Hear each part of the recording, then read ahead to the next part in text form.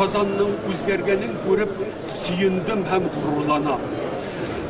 Мин менә бу залга килеп кергәчтем дә Сибирдән килгән, анда Чита өлкәсеннән килгән, Забайкалье бит инде, Приморский крайдан килгән, Башкортстаннан килгән, Маридан килгән, Чувашиядан килгән һәм башка регионнардан килгән муфтиләрне, имамнарны, кешеләрне күреп сөендем.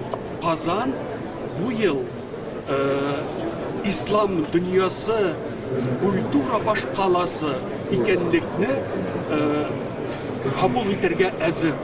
Әгәр дә әзер булмаса, ислам дөньясы Казанны ислам дөньясының культура баш каласы итеп сайламас иде.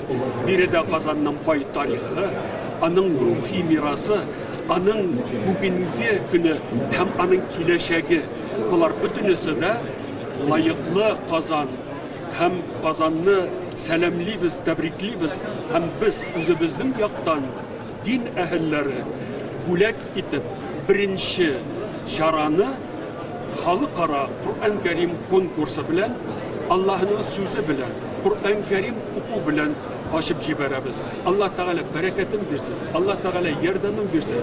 Матур итеп Казан, Татарстан, Россия данын дөньяга күтәрергә Казанга насыйп итсен.